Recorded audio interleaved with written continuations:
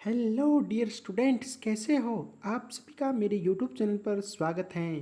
प्यारे विद्यार्थियों, कक्षा 12 के लिए जो इंग्लिश का फर्स्ट टेस्ट है वो आ चुका है। कक्षा 12 के भूगोल विषय का, ज्योग्राफी विषय का ये टेस्ट है। 20 के 20 प्रश्नों का हम हल करने वाले हैं। 20 प्रश्न हैं, प्रत्येक को हल करना अनिवार्य है। एक एक नंबर के प्रश्न हैं प्यारे बच्चों। तो बच्चों, प्रश्न शुरू करते हैं पढ़ना। उससे पहले आप वीडियो को लाइक करें, चैनल को सब्सक्राइब करें तथा घंटे का निशान भी दबा दीजिए ताकि ऐसी वीडियो की सूचना आप तक पहुंच जाए बच्चों। और अपने अन्य साथियों के साथ शेयर भी कर दे ताकि उनको भी 20 में से 20 अंक प्राप्त हो जाए। तो बच्चों, शुरू करते हैं भूगोल विषय का टेस्ट। और ये लो बच्चों, आपके सामने प्रश्न आ चुके हैं। पहला प्रश्न क्या है? मानव भूगोल के जनक है। मानव भूगोल के जनक है। कौन है मानव भूगोल के जनक बच्चों? फ्रेडरिक रैटजेल। फ्रेडरिक रैटजेल मानव भूगोल के जनक है। अब अगला प्रश्न है, भूगोल के पिता किसे कहा जाता है? Father of geography. भूगोल के पिता किसे कहा जाता है? तो बच्चों, आपका उत्तर है हिकेटियस। ऑप्शन नंबर से उत्तर है हिकेटियस। बच्चों, अगला प्रश्न नंबर 3। प्रश्न नंबर 3 क्या है? मानव भूगोल के अध्ययन क्षेत्र को 2 वर्गों में विभक्त किसने किया? मानव भूगोल के अध्ययन क्षेत्र को 2 वर्गों में विभक्त किसने किया? तो अब आपको बताना है हिकेटियस, हंटिंगटन, रैटजेल, एनल सैंपल, इसमें से कौन सा है? हंटिंगटन ने मानव भूगोल के अध्ययन क्षेत्र को 2 वर्गों में विभक्त किया। आगे बढ़ते हैं प्रश्न नंबर 4 की तरफ। प्रश्न नंबर 4 क्या कह रहा है? रुको और जाओ संकल्पना प्रस्तुत की, यानी नव निश्चयवाद की संकल्पना किसने प्रस्तुत की थी? तो चौथे का उत्तर है आपका ग्रिफिथ टेलर। कौन है?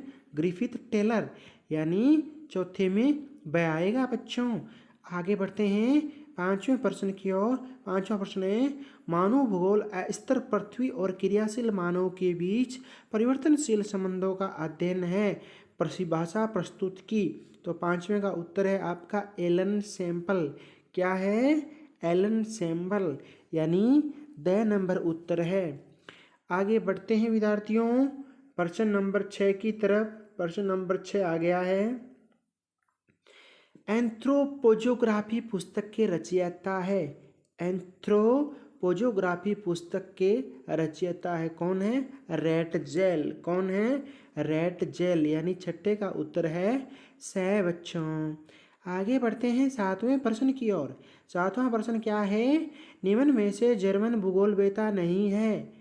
रिटर, हबोल्ड, रैटजेल, एनल सैंपल। तो पहले तीनों तो है, लेकिन ये आपका एलन सैंपल है वो नहीं है, क्योंकि ये अमरीकी भूगोलवेता है। रिटर, हम्बोल्ट और रैटजेल तो जर्मन भूगोलवेता है, परंतु एलन सैंपल अमरीकी भूगोलवेता है। प्रश्न नंबर 8, निर्वाचन भूगोल व सैन्य भूगोल निम्न में से मानव भूगोल के किस क्षेत्र से संबंधित है? तो आपका उत्तर ब है राजनीतिक भूगोल। 8वें का उत्तर क्या है? ब राजनीतिक भूगोल। बच्चों, आगे बढ़ते हैं प्रश्न नंबर 9। 2018 के अनुसार विश्व में एशिया महाद्वीप का जनसंख्या घनत्व है। किसके अनुसार? 2018 के अनुसार। तो 146, यानी आपका उत्तर नंबर 1 है 146। आगे बढ़ते हैं प्रश्न नंबर 10।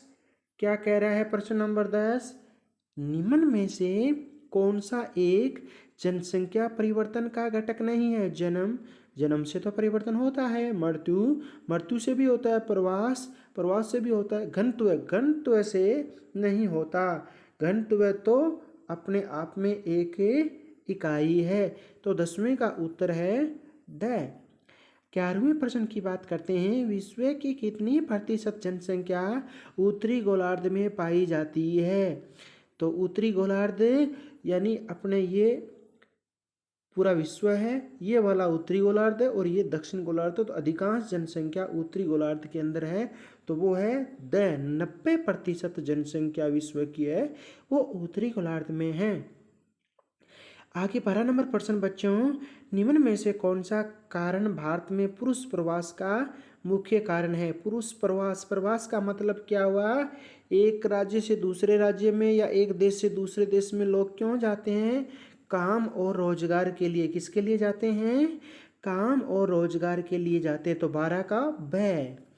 आगे बढ़ते हैं विद्यार्थियों प्रश्न नंबर 13 की तरफ। प्रश्न नंबर 13 क्या है? किस जनगणना में पिछले निवास के स्थान और गणना के स्थान पर रुकने की अवधि को भी जनगणना में प्रथम बार शामिल किया गया था? प्रश्न ढंग से पढ़े। किस जनगणना में पिछले निवास के स्थान और गणना के स्थान पर रुकने की अवधि को भी जनगणना में प्रथम बार शामिल किया गया था? तो वो था 1981, यानी ब उत्तर है। 14 नंबर देखिए, भारत में सभी अवधियों में किस पड़ोसी देश का अप्रवासियों का प्रतिशत सर्वाधिक रहा है? तो आपका उत्तर है ए, बांग्लादेश का अप्रवासी प्रतिशत है वो सर्वाधिक है। आगे, निम्न में से कौन सा एक प्रतिकर्ष कारक नहीं है? तो 15 का आपका उत्तर है जलाभाव। जलाभाव है वो प्रतिकर्ष कारक नहीं है, बाकी सभी प्रतिकर्ष कारक है। तो आगे बढ़ते हैं प्रश्न नंबर 16 की तरफ।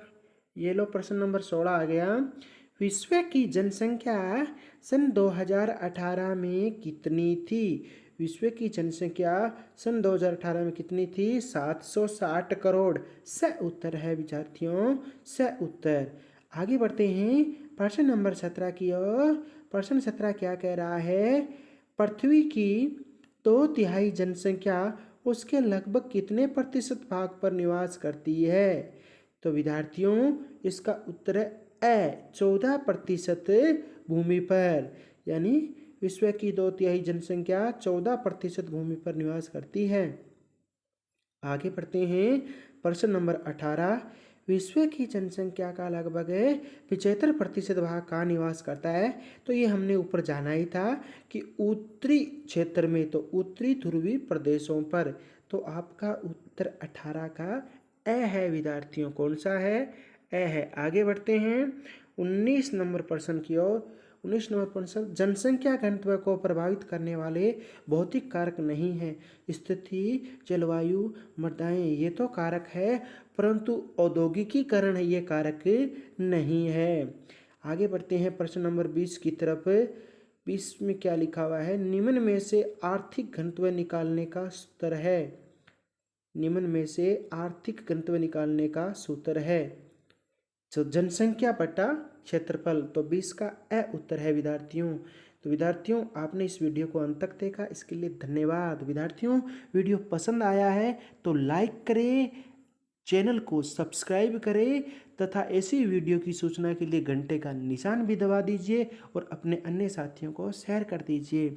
अगली क्लास में मिलेंगे, तब तक के लिए टाटा बाय बाय।